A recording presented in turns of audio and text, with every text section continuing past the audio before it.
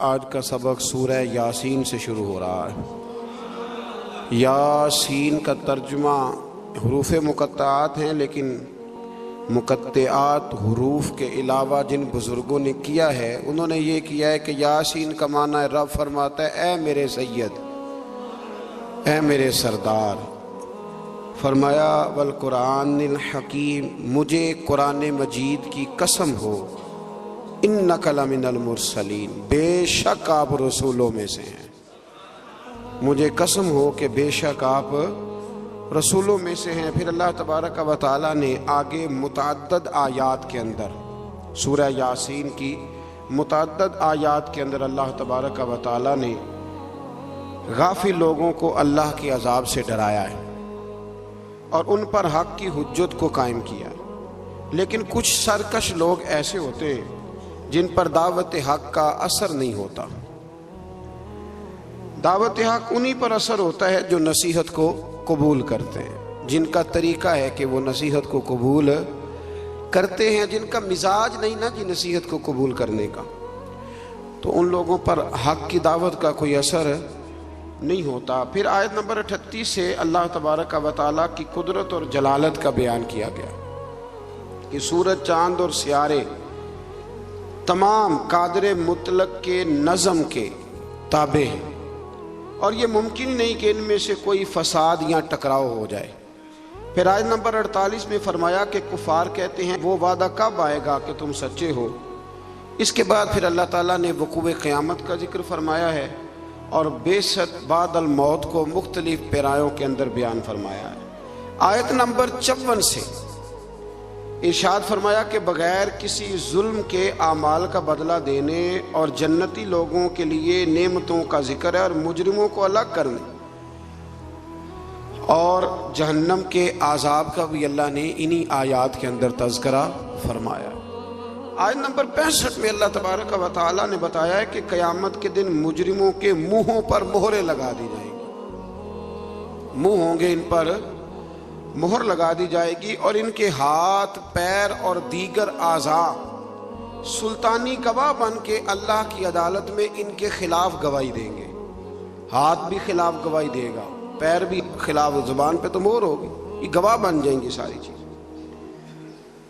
کہ ہم سے کیا کیا جرائم کرائے جاتے تھے۔ پھر آیت نمبر 68 میں بتایا کہ جسے ہم لمبی عمر دیتے ہیں تو ہم اس کی جسمانی بناوٹ کو ابتدائی حالت کی طرف الٹ دیتے ہیں، یعنی ایسی لمبی عمر کی دعا مانگنی چاہیے جس میں انسان کی عقلی، علمی، فکری اور جسمانی قوت سلامت رہے۔ اس میں سلامت نہ رہے اس لمبی عمر کی دعا، اس کے لیے بزرگوں نے یہ دعا سکھائی ہے کہ دعا اس طرح مانگو، یا اللہ جب تک تو میرے لیے بہتر سمجھتا ہے مجھے دنیا میں رکھ، اور جب میرے حق میں بہتر نہ ہو تو پھر مجھے اپنی بارگاہ کا قرب عطا فرما، پھر تو مجھے اپنے قریب بلا لے۔ آیت نمبر 78 سے اللہ تبارک و تعالیٰ نے منکرین قیامت کے اس عقلی سوال کا ذکر فرمایا ہے کہ جب انسان مر جائے گا اور ہڈیاں تک بوسیدہ ہو جائیں گی تو دوبارہ کون زندہ کرے گا؟ پھر جواب دیا کہ دوبارہ بھی وہی خالق زندہ کرے گا جس نے بغیر کسی نام و نشان کے پیدا کر دیا تھا۔ اب تو ہڈیوں کا نام و نشان ہے نا، تب تو نام و نشان بھی کوئی نہیں تھا، تو اگر اس وقت پیدا کر لیا تھا تو اب دوبارہ زندہ بھی کر دے گا۔ پھر آگے سورہ صافات شروع ہوتی ہے۔ اس سورہ مبارکہ میں اللہ تبارک و تعالیٰ نے متعدد چیزوں کا ذکر فرمایا ہے، اور اس سورت کے شروع میں فرشتوں کی مختلف جماعتوں کی قسم کھا کے اللہ تعالیٰ نے اپنی وحدانیت کا ذکر فرمایا ہے۔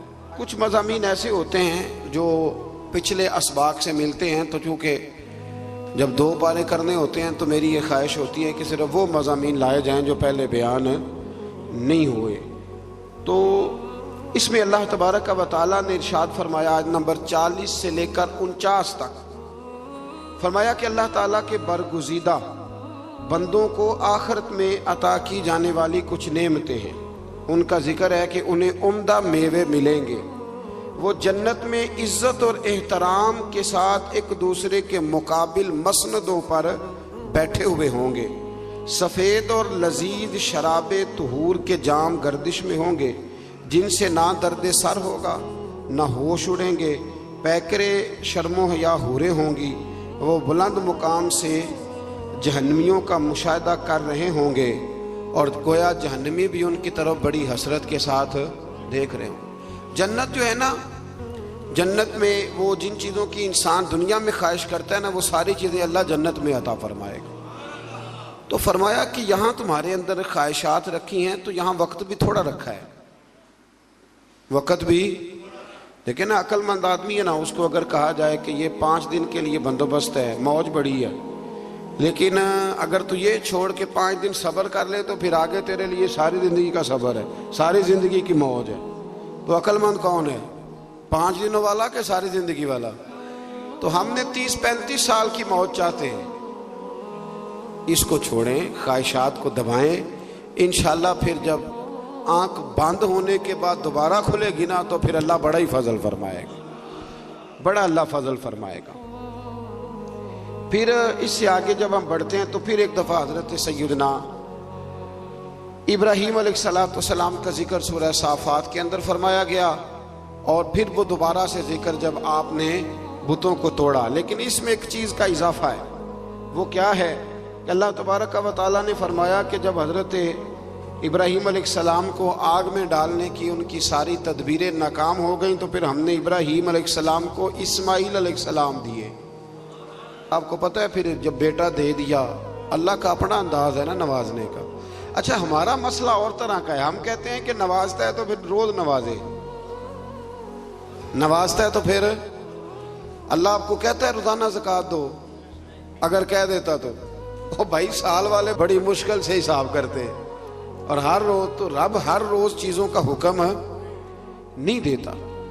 تو اللہ تبارک و تعالیٰ تدریجاً چیزوں کا حکم دیتا ہے، تدریجاً، لیکن جب وہ دیتا ہے تو پھر کہتے ہیں اس میں مد و جزر آئے گا، کبھی دکھ، کبھی سکھ، کبھی صحت، کبھی بیماری، کبھی اوپر کبھی نیچے۔ تو ہم نا صرف میٹھے میٹھے کے قائل ہیں، میٹھے میٹھے، کڑوے کا بھی قائل ہونا چاہیے، اس لیے کہ محبوب کی طرف سے جو بھی عطا ہو جائے وہ اس کا کرم ہی ہے۔ اللہ نے پہلے حضرت اسماعیل دیے، اور جب بیٹے سے پورا دل لگ گیا تو فرمایا اب اسے چھوڑ کے آؤ وادی غیر ذی زرع، جہاں آج بیت اللہ شریف ہے نا، وہاں کچھ بھی نہیں ہوتا تھا۔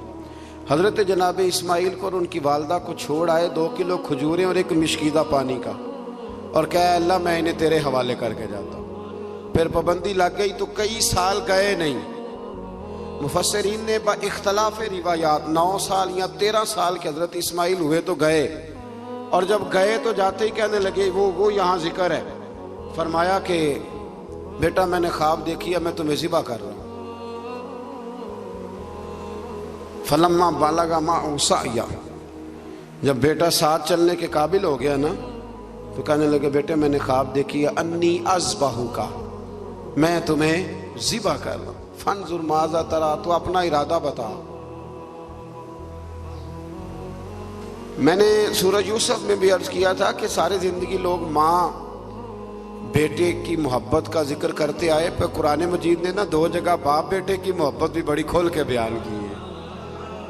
یہ باپ بیٹے کا رشتہ بیان کیا جا رہا ہے۔ بیٹے اب تو بیٹے ذبح نہیں نہ ہوتے، اللہ ہی خیر فرمائے، اب تو ان کو جو سبق پڑھایا جاتا ہے نا وہ اچھی طرح یاد کرتے ہیں، اور یاد کر کے سویرے ماں باپ کو سناتے ہیں کہ جناب آپ بھی تو تھوڑا خیال کریں نا، اب آپ بھی تو ذرا سمجھیں نا، اب میرے اپنے بھی تو بچے ہیں نا۔ اور دیکھو باپ کا جو رنگ قرآن نے بیان، انی اذبحک، پتر میں نے خواب دیکھی ہے، میں تجھے ذبح کر رہا ہوں، ارادہ بتا۔ تو حضرت اسماعیل نے یہ نہیں کہا کہ چلو ابا جی ذبح کر دو، کہنے لگے یا ابت افعل ما تؤمر،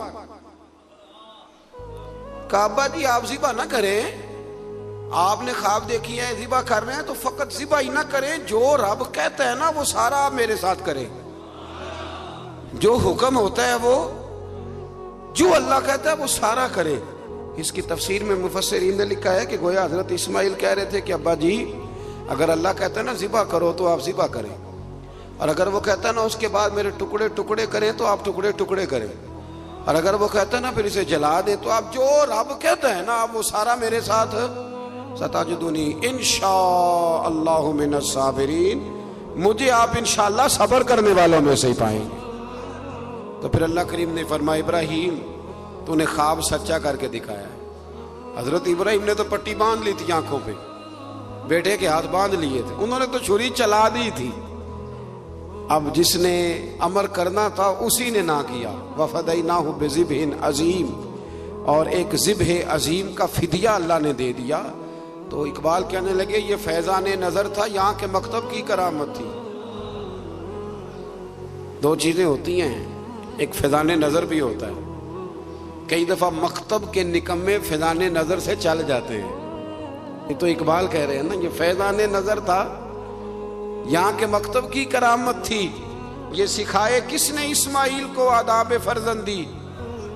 یہاں ایک بات میں ماؤں بہنوں سے، بچیوں سے کروں گا، اور آپ حضرات سے بھی کروں گا، کہ یہ گھر میں اپنی بیٹیوں اور بہنوں کو یہ سبق دیں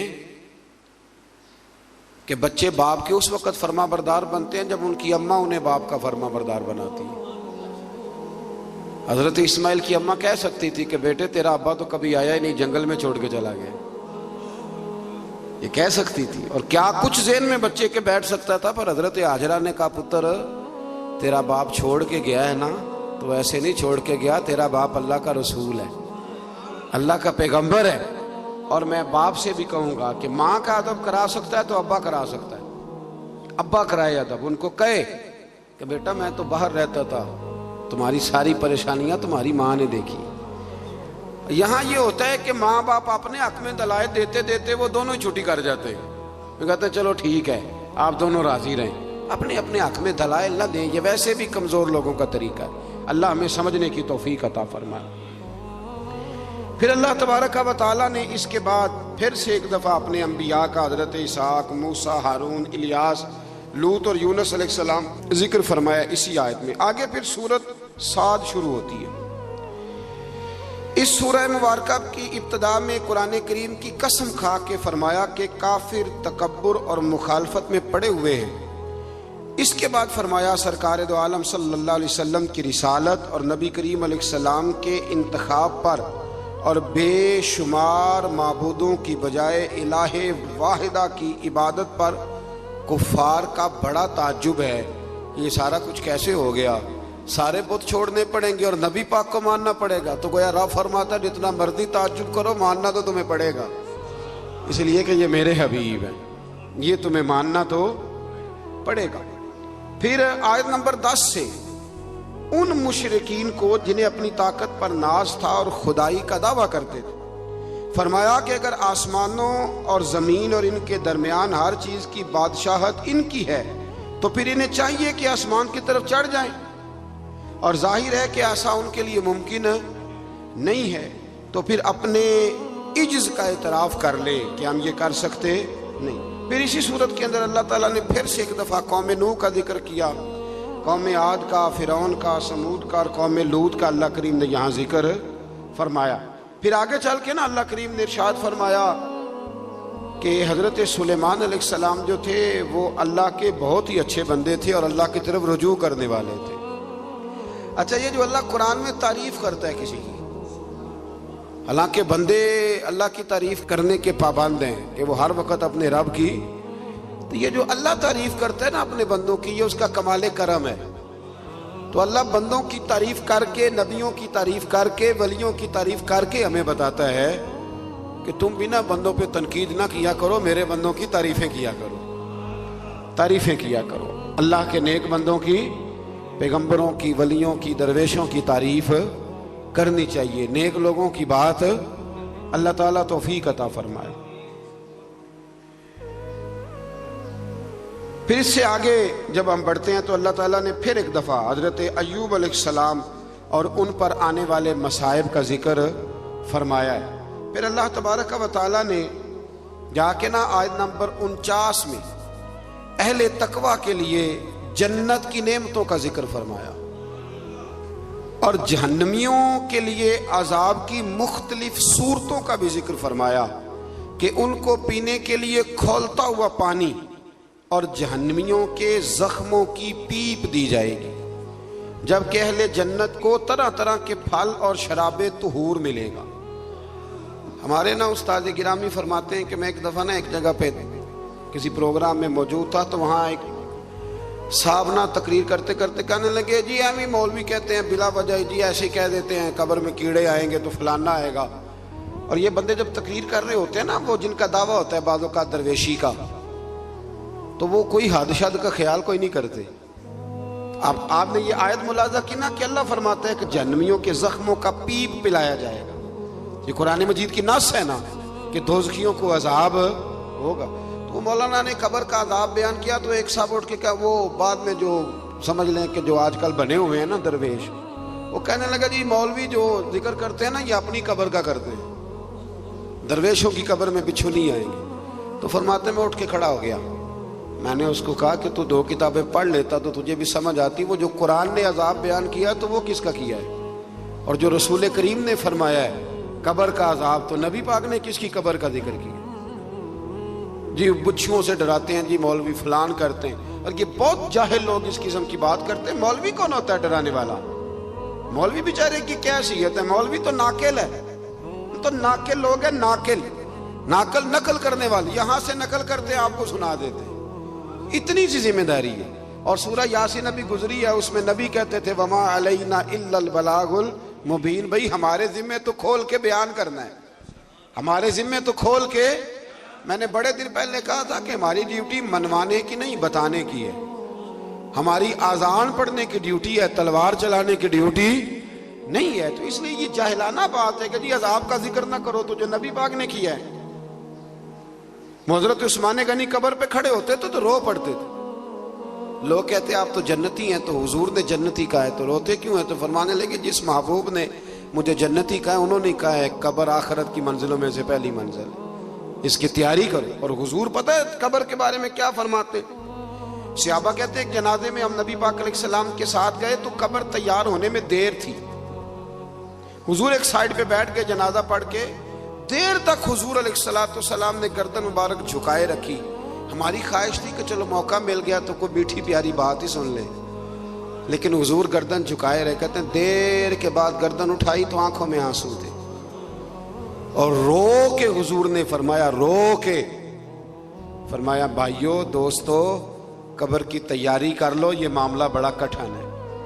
تو حضور تو رو کے کہتے ہیں قبر کی تیاری کر لو، اور یہاں لوگ کہتے ہیں جی آپ بچھوؤں کی بات سنا رہے ہیں فلانے. یہ طنز نہ کریں آپ کسی پہ بھی، آپ خیال کریں اور بچیں اس وقت سے کہ اللہ تبارک و تعالیٰ کے سامنے جب کھڑے ہونا ہے اللہ تعالیٰ ساری امت پر اپنا خاص فضل فرمائے.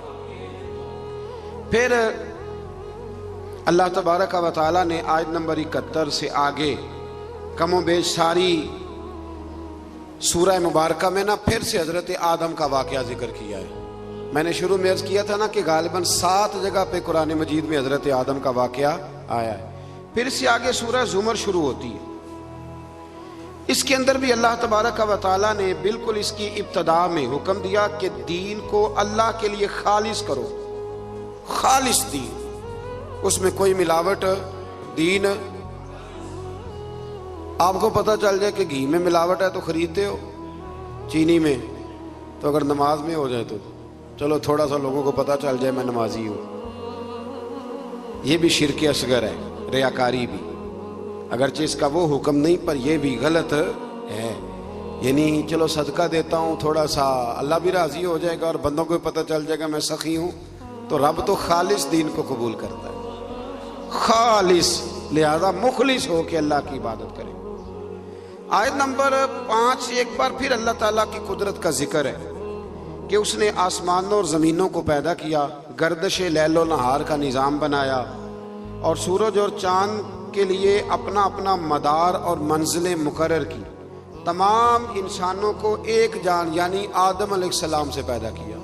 سب کو کس سے پیدا کیا ہے؟ تو پھر سارے کیا ہوئے؟ بھائی بھائی ہوئے نا سارے. کہاں سے پیدا کیا؟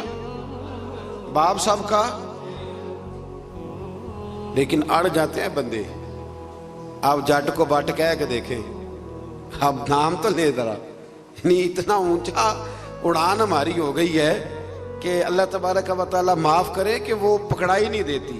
یہ قبیلے تعارف کے لیے ہوتے ہیں، تعارف ہو جائے، کوئی اونچا چھوٹا بڑا نہیں ہوتا. نبی پاک صلی اللہ علیہ وسلم نے بڑی وضاحت سے کئی جگہ ہمیں یہ بات سمجھائی ہے. فرمایا ہر ایک کو ہم نے ایک جان حضرت آدم سے پیدا کیا اور انہی سے ان کا جوڑا پیدا کیا، اور وہیں سے وہی جو ماں کے پیٹ میں طے در طے ظلمتوں میں انسانوں کی پرورش فرما دیتا ہے۔ یہ سب اس کی قدرت کی نشانیاں ہیں۔ آیت نمبر 7 میں فرمایا کہ اللہ تعالیٰ کو کسی کی ناشکری کی کوئی پرواہ نہیں، ہاں وہ اپنے بندوں کے لیے ناشکری کو ناپسند اور شکر کو پسند فرماتا، باقی اسے پرواہ کوئی نہیں کہ تم ناشکری کرو، وہ تمہارے شکر ادا کرنے کا کوئی خواہش مند ہاں پسند ضرور کرتا ہے، پر اسے کوئی محتاجی نہ کرو گے تو نقصان اٹھاؤ گے۔ آیت نمبر 9 سے اللہ تعالیٰ نے فرمایا کہ عالم اور جاہل برابر نہیں ہو سکتے۔ قل هل يستوي الذين يعلمون والذين لا يعلمون، فرمایا کہ عالم اور جاہل برابر ہو سکتے ہیں؟ کون کہہ رہے ہیں؟ تو اگر کوئی جاہل اٹھ کے کہے مولویوں کی پتہ ہے، اور اللہ تعالیٰ خیر کرے 2-3 جگہوں پہ تو جاہلوں کے بڑے ڈیرے ہیں، ایک حکمرانوں کے گرد، ایک درباروں کے گرد۔ بلکہ میں اکثر کہتا ہوں جتنا بڑا جاہل ہو نا اتنا بڑا پیر ہوتا ہے۔ بڑی ذمہ داری سے کہہ رہا ہوں آپ، کیونکہ عالم نے تھوڑا بہت سوچنا ہے کوئی بات کرتے وقت، کیونکہ اسے پتہ ہے کہ یہ شریعت کی حد ہے، یہ قید ہے، تو جاہل نے تو کچھ بھی نہیں نہ سوچنا۔ تو جاہلوں کی کرامتیں بے شمار، ادھر بھی کرامت ادھر بھی کرامت، یہ بھی کر دیا وہ بھی کر دیا۔ اور جاہل کی ایک بہت بڑی علامت ہے کہ وہ ہمیشہ علم کی مخالفت کرے گا، پکی بات ہے، چونکہ خود جاہل ہے لہذا علم کی ہمیشہ۔ بہت سارے ایسے پیر ہیں لوگوں کے کہ جو نہ ان کا نکاح پڑھا سکتے ہیں نہ جنازہ پڑھا سکتے ہیں، یعنی پیر ایسا نہ خوشی میں شریک ہو سکتا ہے لیکن پیر ہے۔ عجیب بات ہے نا کہ تمہیں نکاح کا مسئلہ عالم بتائے، طلاق کا مسئلہ، یعنی تمہارے بیٹے کے پیدا ہونے سے لے کر تمہارے بچے کے نکاح سے لے کر اور تمہارے معاذ اللہ مرنے اور جنازے تک ساری ڈیوٹی عالم کرتا ہے، اور وہ موٹر سائیکل خرید لینا تو سارے گاؤں کو مصیبت پڑ جاتی ہے کہ اس نے کہاں سے لے لی ہے، سوال جواب کرتے ہیں۔ اور پیر کا بیٹا مطلق جاہل ہوتا ہے، مطلق۔ بہت سارے ایسے پیر ہیں جو دعا نہیں مانگ سکتے سپیکر کے آگے، لیکن کیا کیا جائے قوم کا، کیسے سمجھایا جائے، کون سا ایسا درود پڑھا جائے؟ تعویذ لکھتے جا رہے ہیں، تعویذ لکھتے جا رہے ہیں، اور وہ بھی نہیں لکھنے آتے ہیں، فوٹو کاپیاں کرا لی، موریں بنوا لی۔ کچھ خدا کا خوف کریں، کچھ تھوڑا سا خیال کریں۔ پیر کے لیے پہلی شرط یہ ہے کہ اسے خود تو رستے کا پتہ ہو کہاں جانا ہے۔ جس ڈرائیور کو خود نہیں پتا وہ آپ کو لاہور کیسے پہنچائے گا؟ تو اس کو خود تو پتا ہو، باں ظلموں جو کرے فقیری، وہ کافر مرے دیوانہ ہو۔ مہربانی کرے آپ، جبے کبے دیکھتی ہے قوم، بڑے بڑے جناب رنگ ڈنگ دیکھتی ہے تو الجھ جاتی ہے۔ تو اللہ تبارک و تعالیٰ نے فرمایا عالم اور جاہل برابر ہو سکتے، اللہ نے کہا ہے، اس لیے ہماری ڈیوٹی ہے علماء کو عزت دے، یہ ہماری ڈیوٹی ہے۔ میں کئی دفعہ علماء کی شان میں حدیثیں اس لیے نہیں بیان کرتا کہ وہ لوگ ہم پہ فٹ نہ کر لیں، اور اندر نفس بیٹھا ہے، وہ بھی کئی دفعہ کہتا ہے کہ چاہے تو اپنی بات کر رہا ہے، لیکن رمضان ہے، میں خالصتاً اللہ کی رضا کے لیے عرض کرتا ہوں۔ میرے رسول کریم علیہ السلام نے عالم کے لیے فرمایا ہے، فرمایا عالم میرا جانشین ہے۔ کوئی ضعیف روایت نکال کے دکھائے کہ حضور نے کہا درویش میرا جانشین ہے، ٹھیک ہے، جو عالم بے عمل ہے میں ان کی بات نہیں کر رہا، لیکن حضور نے فرمایا علماء انبیاء کے وارث ہیں، اور صاحب تفسیر روح البیان نے حدیث لکھی ہے، حضور نے فرمایا جس نے عالم سے ہاتھ ملایا سمجھے میرے ساتھ ملایا ہے، جس نے سچے عالم کی سنگت کی سمجھے میری سنگت کی۔ اور کیا خوبصورت لفظ ہیں حدیث کے، حضور فرمانے لگے جس نے عالم کا چہرہ دیکھا سمجھے اپنے نبی کا دیدار کیا ہے۔ آپ چھوٹی بات سمجھتے ہیں اس کو؟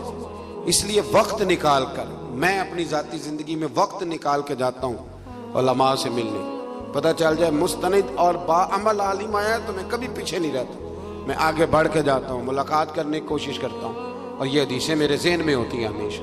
کوشش فرمایا کریں، اللہ تبارک و تعالیٰ سمجھنے کی توفیق عطا فرمائے۔ پھر اللہ تبارک و تعالیٰ نے آیت نمبر 10 میں مومنین کو تقوی پر کاربند رہنے اور رکاوٹ کی صورت میں اللہ کی زمین کے وسیع ہونے اور مصائب و آلام پر صبر کرنے والے کے لیے بے حساب اجر و ثواب کا ذکر کیا ہے۔ فرمایا اگر تقوی کے رستے میں تمہارا ملک رکاوٹ بنے تو زمین بڑی وسیع ہے، کہیں اور چلے جاؤ۔ لیکن اختیار تقوی ہی کرنا ہے۔ پھر آیت نمبر 15 سے غیر اللہ کی عبادت کرنے والوں کے لیے عذاب شدید اور بتوں کی عبادت سے اجتناب کرنے والوں اور اللہ کی طرف رجوع کرنے والوں اور اچھی بات سن کر پیروی کرنے والوں کو بشارت دیتے اور ہدایت دینے کا بھی میرے رب نے ذکر فرمایا۔ آیت نمبر 22 میں فرمایا کہ جس کے سینے کو اسلام کے لیے اللہ کھول دیتا ہے تو وہ اپنے رب کی طرف سے نور ہدایت پہ قائم رہتا ہے۔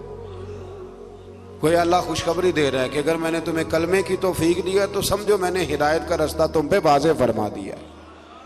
پھر آیت نمبر 23 میں قرآن مجید کی اثر آفرینی کو بیان کیا گیا۔ یہ ملتے جلتے مضامین پر مشتمل بہترین کلام ہے جسے بار بار دہرایا جاتا ہے۔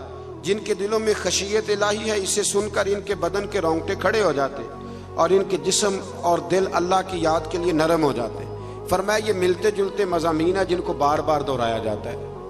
قرآن میں کون سے مضامین ہیں اور بار بار؟ یہ شکوہ بھی چھوڑ دیں کہ ہماری مسجد کا خطیب ہر سال ایک ہی مضمون بیان کرتا ہے۔ اللہ کہتا ہے قرآن کے مضامین کو بار بار دہرایا جاتا ہے۔ تو جنگ بدر ہر سال جب بیان ہوتی ہے تو وہی بیان ہوگی نا جو پہلے سے حدیثوں میں لکھی ہوئی ہے، کوئی نیا واقعہ درج کر کے بیان ہو۔ قوم کو اس پہ بھی شکوہ ہوتا ہے، کہتے پچھلے سال بھی سنایا تھا۔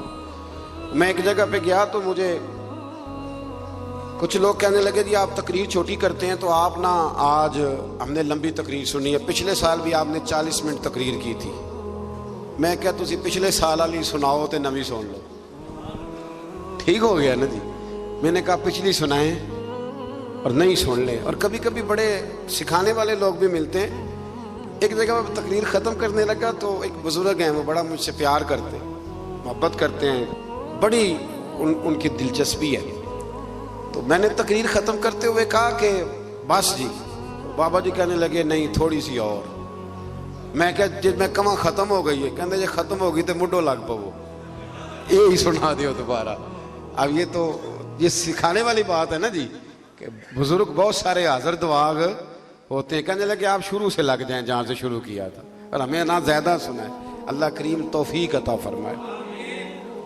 پھر آیت نمبر 60 میں اللہ پر جھوٹ باندھنے والوں کے چہروں کے سیاہ ہونے کا ذکر فرمایا۔ جو اللہ پہ جھوٹ باندھے گا اس کا چہرہ، کبھی کبھی نا ہم بھی کہہ دیتے ہیں کہ اللہ قرآن میں یہ بھی تو کہتا ہے نا جی، تو آپ کو پتہ ہے یہ آیت ہے قرآن کی، ہے صحیح یہ آیت۔ جس طرح اس دن بات نہیں ہو رہی تھی سورۃ یوسف میں کہ جی وہ بھیڑیے نے حضرت یعقوب سے کیا کہا تھا، میں کہا میں نے تو نہیں پتا انہیں کیا کیسے، کہتے انہیں آخیا جی میں یوسف کھادا ہوئے تو میں 14ویں سجدہ مولوی ہوں، پتہ نہیں کیڑی کتاب چاہے، لیکن بات مشہور بڑی ہے کہ نہیں؟ کچھ مسئلے ایسے ہیں جن کا کوئی وجود نہیں، تو کہتے ہیں جی جنہیں عمرہ کر لیا تو حج فرض ہو گیا، میں کہ کو کھان روٹی نہ ہوئے تو حج کیویں فرض ہو گیا۔ لیکن جو مسئلے بالکل کسی کوئی وجود نہیں وہ بڑے مشہور ہیں اور بڑے زبردست معروف ہیں، تو یہ کسی جگہ روایت نہیں، علماء کی توہین کے لیے لوگ باتیں گھڑ لیتے ہیں لیکن کہیں بھی موجود نہیں ہے۔ آیت نمبر 62 میں فرمایا کہ اللہ تعالیٰ ہر چیز کا خالق اور نگہبان ہے اور زمین و آسمان کی کنجیوں کا مالک بھی اللہ ہی ہے۔ چلے بات آ گئی تو ایک مسئلہ اس طرح کا اور بھی ہے، وہ رمضان میں زیادہ بیان ہوتا ہے کہ کیڑی نظر نہ آئے تو کھاتے رہنا چاہیے، چیونٹی نظر نہ آئے تو مینوں مہینہ نہیں جی دس دی۔ اور آپ میں سے بہت سارے ایسے لوگ ہوں جنہوں نے سارے روزے دیکھے ہی نہیں، کیا کریں پھر؟ اور بہت زیادہ تیز روشنی ہو لائٹوں کی تو ویسے ہی نظر کوئی نہیں آتی۔ یہ سوال کسی نے پوچھا تھا تو چلو اس کا جواب بھی آ گیا، کہنے لگے کہ روزے کے ٹائم اذان تک کھانا پینا چاہیے یا اعلان ہو جائے تو بند کر دینا چاہیے؟ یہ جو اذان ہوتی ہے یہ روزہ بند کرنے کے لیے نہیں ہوتی، اذان نماز کے لیے ہوتی ہے، وہ سارا سال ہوتی ہے۔ اذان کس لیے ہوتی ہے؟ اور کسی وقت مولوی صاحب کی آنکھ 10 منٹ لیٹ بھی کھلتی ہے تو لیٹ بھی ہوتی ہے اذان۔ اذان کا روزے سے کوئی تعلق، روزے کا ٹائم سے تعلق ہے۔ اب اعلان ہو جائے نا بند کر دو تو لہذا روزہ وہیں پہ بند کرنا ہے۔ وہ اللہ تعالیٰ معاف کرے، میں نے ایک شخص کو مسجد میں ایک دن مسئلہ بتایا تو وہ کہنے لگا جی میرے تے ابا جی کہنے نے بڑیاں بانگاں ہونیاں نے اجے تو کھاندہ رہو۔ مجھے نہیں پتا، مجھے پہلی دفعہ اس دن پتا چلا۔ وہ کہنے لگے مینوں ابا جی آکھیا اوے بڑیاں بانگاں ہونیاں نے، کہتے اجے پہلی ہوئی ہے تو اینڈ والی تک کھا۔ او خدا کے بندو، روزے کا اللہ نے حد بننا مقرر فرمایا ہے تو آپ حد میں رہیں گے، بے حد۔ اب تو کیلنڈر ہیں اور آپ ٹی وی پہ یوں پٹیاں چل رہی ہیں، یہ ٹائم ہے، جو اخبار چھپ کے آ جائے گا اس پہ کل کا ٹائم لکھا ہوگا، کس چکر میں آپ۔ اور بہت سارے ٹاؤن ایسے ہیں، سوسائٹیاں ایسے ہیں جن میں اذان کی آواز ہی نہیں جاتی گھروں میں، 3-3 4-4 پورش، تو وہاں آپ کیا کریں گے؟ تو اذان کا نماز سے تعلق ہے، روزے سے تعلق نہیں ہے۔ تو کئی دفعہ اذان دیر سے دی جاتی ہے، اذان دیر سے۔ اچھا پھر بڑے مزیدار ہیں لوگ، میں نے اگلا سپارہ شروع کرنا ہے پر بات آ گئی تھی، مکمل کرنا بھی بڑا ضروری ہے۔ بڑے مزیدار ہیں، رمضان میں سحری کے لیے پوچھتے ہیں کہ جی اب نہیں اعلان پہ بند کرنی ہم نے تو اذان پہ، تو روزے میں اعلان پہلے ہوتا ہے، اذان بعد میں ہوتی ہے۔ جب افطار ہوتا ہے تو پھر پہلے اعلان ہوتا ہے، پھر وہ اس لیے پہلے اعلان ہوتا ہے کہ چلو اعلان کرنے والا بیچارہ بھی کھول لے روزہ، تو روزہ کھول کے 5-7 منٹ کے بعد اذان دیتا ہے نا، اتھے نہیں بندے مسئلہ پوچھتے، تو یہ اعلان تے نہیں، اساں تے وہی بانگتے ہی کھولنا ہے۔ پوچھا کبھی کسی نے تو یہ کیوں ایسے کام کرتے جن کا وجود کوئی نہیں، وہاں کوئی اور بات اور یہاں کوئی ہے نا عجیب بات۔ یعنی زکوٰۃ دینی ہوتی ہے نا جب، تو زکوٰۃ کا نصاب 52.5 تولے چاندی بھی ہے، اس وقت کہیں گے جی وہ 7.5 تولے سونے کے برابر پیسے ہوں گے پھر دینی ہے، ایسے ہی ہے۔ 2.25 سیر گندم میں نے دینی ہے جی فطرانہ، تو میں کہتا ہوں تو 3.5 کلو کھجوریں فطرانہ دینا، اور دینا بھی اجوا کی قیمت، وہ کیوں نہیں دیتا؟ حدیث میں تو وہ بھی آیا ہے۔ حالانکہ عرب کے بعض علاقے ایسے تھے جہاں کھجوریں سستی تھی، گندم مہنگی تھی، اس لیے ان کا وزن زیادہ رکھا گیا کھجوروں کا، گندم کا تھوڑا رکھا گیا۔ اب کس حساب سے دیتے ہیں؟ آج سویرے ایک بندے نے مسئلہ پوچھا ہے، کہتا ہے جی بچے باہر ہیں تو انہوں نے فطرانہ اتھوں دے حساب نہ دینا کہ اتھوں دے حساب نہ۔ میں کہا بڑا لاکھ روپیہ فطرانہ ہے جس کا حساب کرتے پھرتے ہو، او خدا کے بندے دے دے جو دینا ہے، اور فطرانہ حیثیت کے مطابق دے۔ کچھ بندے ایسے ہیں جن کا 5,000 بنتا ہے ایک بندے کا، میں نے کہا حیثیت کے مطابق دے، جو غریب آدمی ہے وہ دے 200 روپیہ، ٹھیک ہے، حرج نہیں، سال کے بعد دینا ہے نا اللہ کے کہنے پر۔ تو آپ مہربانی کریں، اللہ توفیق عطا فرمائے سمجھنے کی۔ اس پارے کے شروع میں اللہ پر جھوٹ باندھنے اور حق کو جھٹلانے والوں کو جہنمی قرار دیا گیا ہے، جو حق کو جھٹلاتے اور سچے دین کو لے کے آنے والے یعنی رسول اللہ صلی اللہ علیہ وسلم اور ان کی تصدیق کرنے والے کو متقی کہا گیا ہے۔ تصدیق کرنے والے حضرت ابوبکر صدیق ہیں، حضور سچ لے کے آئے اور جناب صدیق اکبر نے اس کی تصدیق کی۔ یہ کم و بیش تمام مفسرین نے حضرت صدیق اکبر کا نام ہی لکھا ہے۔ پھر آگے جا کے اللہ تبارک و تعالیٰ نے آیت نمبر 41 میں رسول اللہ صلی اللہ علیہ وسلم کو تسلی دیتے ہوئے فرمایا کہ ہم نے آپ پر حق پر مبنی کتاب نازل کی ہے، سو جو ہدایت کو اختیار کرے گا اس کا فائدہ اسی کو پہنچے گا، اور جو گمراہی اختیار کرے گا اس کا وبال بھی اسی پہ ہوگا، آپ ان کے ذمہ دار نہیں ہیں۔ اگلی آیت میں نیند کو عارضی موت سے تعبیر کیا گیا اور بتایا کہ نیند اور موت میں اتنا ہی فرق ہے کہ موت کی صورت میں بندے کی روح عارضی طور پر نہیں بلکہ مدت دراز کے لیے قبض کر لی جاتی ہے۔ آپ بتائیے جب نیند آئی ہوتی ہے آپ کو، ویسے آپ نے آدھا گھنٹہ 20 منٹ گزارنے ہوں تو پتہ ہوتا ہے کہ 20 ہو گئے 10 ہو گئے، تو سوئے سوئے آنکھ کھلتی ہے تو ہو اتنا ٹائم ہو گیا ہے۔ تو اللہ فرماتے ہیں اسی طرح موت کا معاملہ ہوگا۔ کچھ لوگ نا قبروں سے اٹھائے جائیں گے تو ایک روایت میں یوں بھی آتا ہے کہ جب قبروں سے اٹھائے جائیں گے تو وہ کہیں گے اوہو میں تو زور پڑھ کے سویا تھا کہ عصر کا ٹائم ہو گیا ہے۔ اور کچھ ایسے ہوں گے جن کے لیے 50,000 سال کا دن ہوگا۔ دعا فرمائیں اللہ ہمیں رحمت والے لوگوں میں شامل فرمائے، جن پہ وہ رحمت کرے ان میں ہمارا شمار فرمائے۔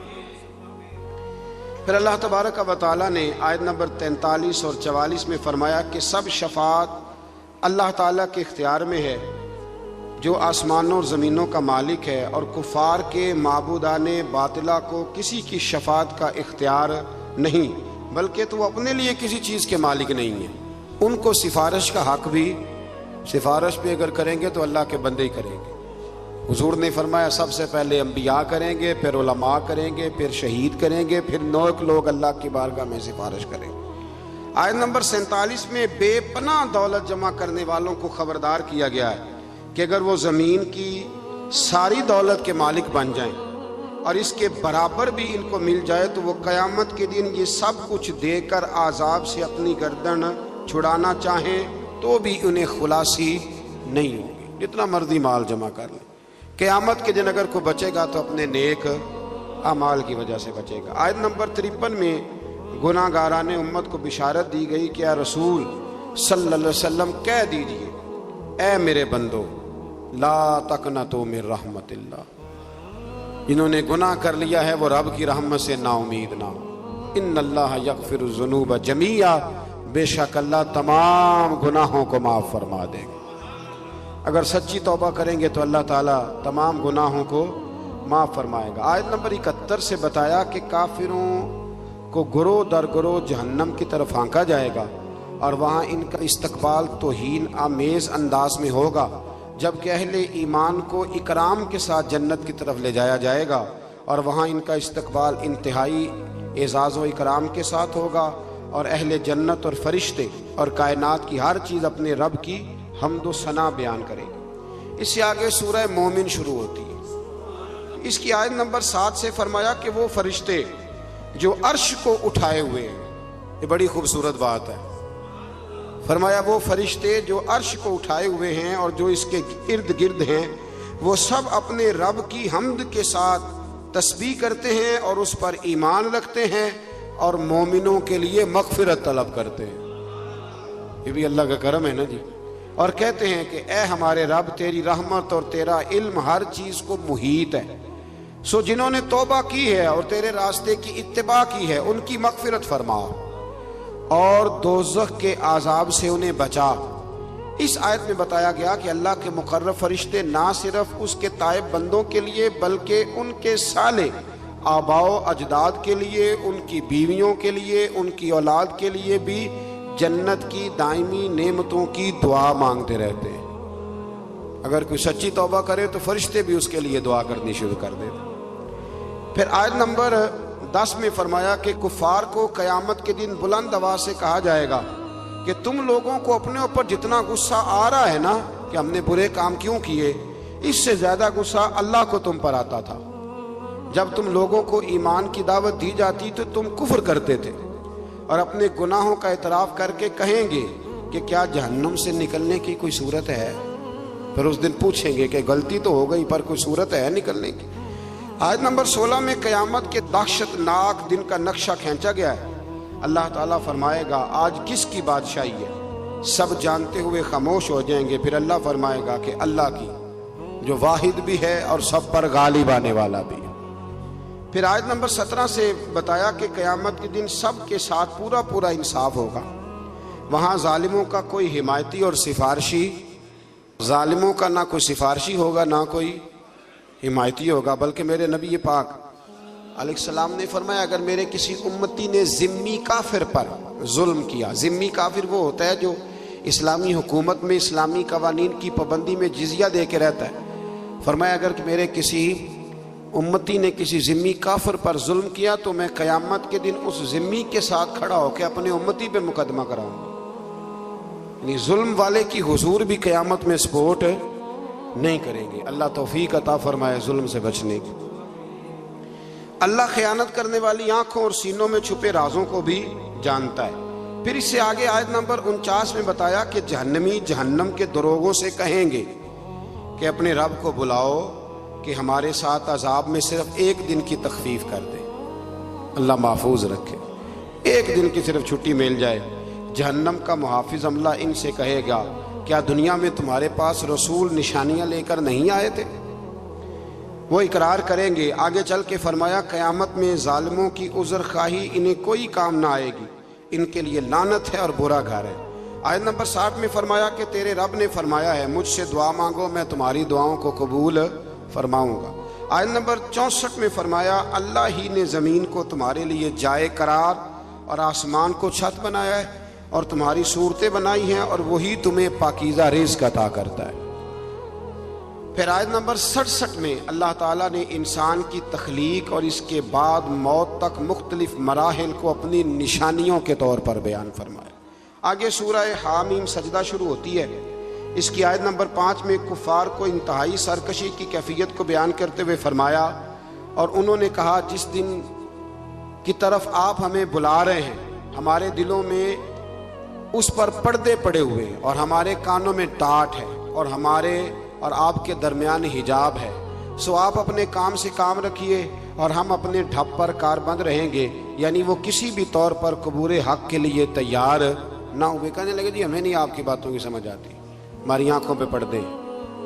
یاد رکھنا، انسان کو اس وقت تک اللہ عذاب کسی بستی کو نہیں دیتا جب تک وہاں رسول نہ بھیج دے، اور جب اللہ تعالیٰ رسول بھیج دیتا ہے توفیق ہدایت کے لیے، تو پھر اگر اس کے بعد بھی انسان ان باتوں پہ عمل نہ کرے تو پھر اس کا کوئی عذر قابل قبول نہیں ہے۔ آیت نمبر 30 سے بتایا کہ ایمان پر ثابت قدم رہنے والے اہل ایمان کی روحیں جب دنیا سے پرواز کریں گی، ان الذین قالوا ربنا اللہ ثم استقاموا، فرمایا بے شک وہ لوگ جنہوں نے کہا کہ اللہ ہمارا رب ہے پھر اس پر ڈٹ گئے، ان پر ہم فرشتوں کا نزول کریں گے۔ بعد مفسرین نے لکھا ہے کہ یہ موت کے وقت فرشتے آئیں گے، لیکن حضرت علامہ محمود آلوسی اندلسی، امام سیوطی اور دیگر بہت سارے مفسرین کہتے ہیں موت کے وقت نہیں، مومن جب بھی ڈٹ جاتا ہے اللہ فرشتے بھیج دیتا ہے۔ مومن جب بھی ڈٹ جاتا ہے اللہ فرشتے، یہ لفظ بھی آپ نے سمجھنا ہے۔ یہ نہیں فرمایا کہ فرشتے آئیں گے تو تم نے ڈٹنا ہے، فرمایا ڈٹنا پہلے تم نے خود ہے، پھر اللہ فرشتے بھیجے گا۔ حق پہ ڈٹ جاؤ، اللہ تمہاری مدد کے لیے۔ اقبال نے کہا تھا تو فضائے بدر پیدا کر، فرشتے تیری نصرت کو اتر سکتے ہیں گردوں سے، کتار اندر کتار اب بھی وہ اتر آئیں گے، لیکن شرط یہ ہے کہ تو اس طرح کا ایمان پیدا کر۔ فرمایا فرشتے نازل ہوں گے اور کہیں گے کہ تم نہ کسی آنے والی بات کا خوف کرو، نہ کسی گزشتہ بات کا رنج اور ملال، اور اس جنت کی بشارت سنو جس کا تم سے وعدہ کیا گیا۔ اور پھر انہیں بتایا جائے گا کہ اللہ غفور الرحیم نے ان کے لیے جنت میں ضیافت کا اہتمام کیا ہے۔ بڑی خوشی والی بات ہے، یعنی رب فرماتا ہے میں جنت میں تمہارا میزبان بنوں گا، میں تمہارا میزبان ہوں جنت میں۔ تو جتنی شان والا میزبان ہے، میزبانی بھی اتنی شان والی فرمائے، اور وہاں جس نعمت کی بھی خواہش کرو گے تمہیں وہ دستیاب ہو جائے گی۔ آیت نمبر 34 میں بتایا نیکی اور بدی برابر نہیں ہے، اور دوسروں کی بدی کا جواب نیکی سے دو۔